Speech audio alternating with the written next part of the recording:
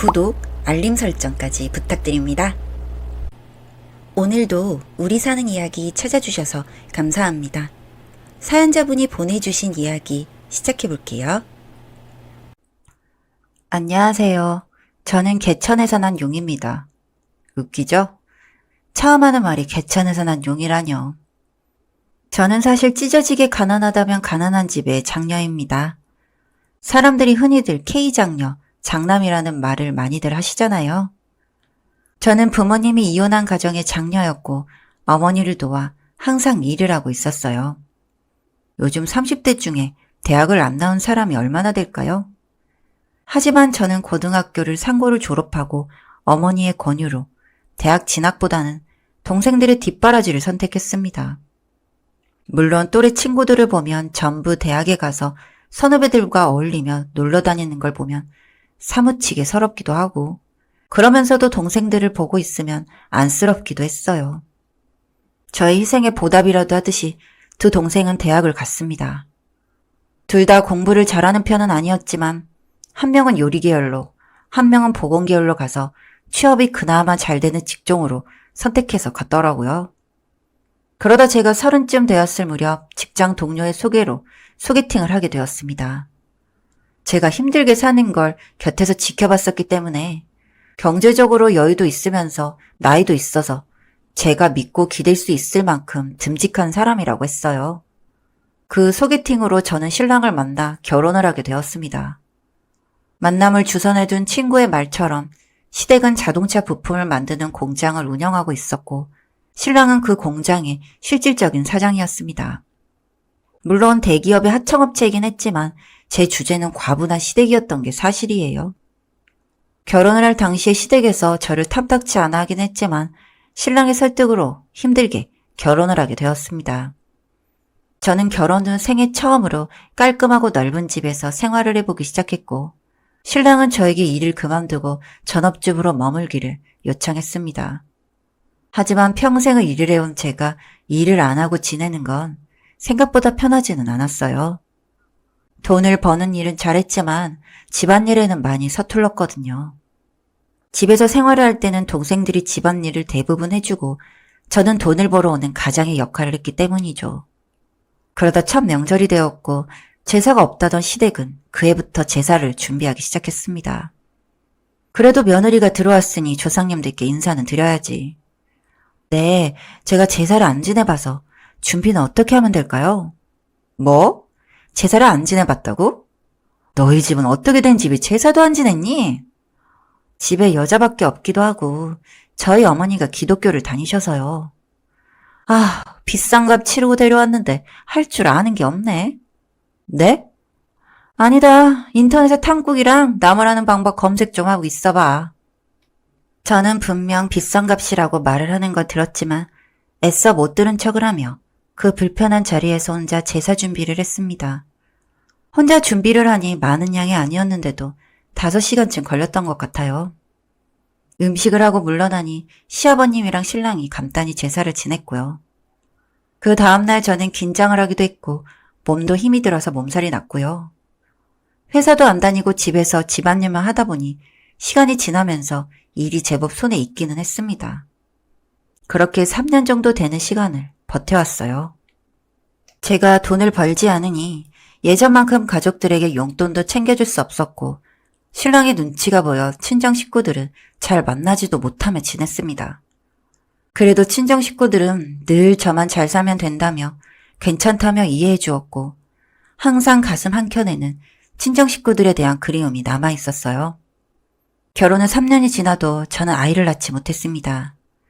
임신 자체가 안 되는 것은 아니었지만 몸이 너무 예민한 건지 스트레스에 취약한 타입이었던 건지 계속 유산이 되더라고요. 아니, 몸 건강한 거 그거 하나 보고 결혼시켰는데 어떻게 이럴 수가 있어? 이 정도면 사기 결혼 아니야? 어머님, 그게 아니라 건강은 괜찮은 건데. 죄송합니다. 죄송하면 그럼 그걸로 끝이야? 네가 우리 집 대를 끊을 거냐고. 이래서 집에 사람이 잘 들어와야 하는 건데. 저희가 더 노력해볼게요. 조금만 더 기다려주세요. 나이만 많고 거지 같은 걸 집에 들인 내가 잘못이지. 내 눈에서 꺼져. 아이가 안 생기는 게 저 하나의 문제였을까요? 저는 임신을 하지 못하자 시댁에서 아무리 종년처럼 일을 해도 인정받을 수 없었어요. 너무 서러운 일이었죠. 제가 아무리 몸에 좋은 한약을 먹고 시댁에 잘 보이려고 노력을 해도 아이도 생기지 않았고 저는 시댁에 미운 털이 박혀 있었습니다. 그날도 신랑이 퇴근 후 샤워를 하러 간 사이 떨어진 옷들을 주워 정리를 하고 있었습니다. 가방을 들다가 반대로 잡아서 안에 있는 것들이 우수수 떨어졌는데 그 안에서 두질이 선명한 임신 테스트기가 발견했어요. 당연히 제 임신 테스트기는 아니었어요. 하늘을 봐야 별을 딴다고 제가 신랑과 관계를 안 한 지는 3주가 넘었었으니까요. 가방에 다시 주워 담으며 참 마음이 착잡했습니다. 본능적으로 저는 알고 있었던 것 같아요. 제가 더 이상 이 집에서 머물지 못할 것을요. 그날 이후 저는 조금씩 신랑과의 이별을 준비했습니다. 신랑의 블랙박스를 찾아 메모리칩도 미리 찾아두고 집에서 현금화할 수 있는 것들을 미리 챙겨뒀고요. 아니나 다를까 2달 정도 지났을 무렵 신랑은 저에게 이혼을 요구했습니다. 우리 이혼해. 어머니랑 당신 싸우는 것도 보기 지긋지긋해. 왜? 그 아이 때문에? 뭐? 당신 가방에 있던 임신 테스트기 나 봤었어. 이제 안정기에 들어가기라도 한 거야? 그래서 지금 이러는 거야? 알고 있었어? 알고 있었으면 진작 말을 하지 왜 기생충 마냥 빌붙어 있었냐? 이렇게 될 줄 몰랐어? 뭐? 기생충? 그럼 당신이 이 집에 와서 한 게 뭐가 있는데. 나 이혼 소송 걸 거야. 내가 한 게 왜 없어. 없던 제사 꼬박꼬박 지내주고 삼시세끼 음식 해주고 청소하고 빨래하고 시부모님 택시기사 노릇까지 하면서 지냈는데. 그래 소송해. 이길 수 있으면 어디 한번 해보라고. 결국 저희는 진흙탕 싸움을 시작했고 정말 다행히도 법원은 저희 손을 들어주었습니다. 재산이 제법 있던 집이라 위자료도 제법 받았고 이후 상간녀 소송을 하면서 그 여자에게도 돈을 뜯어냈습니다.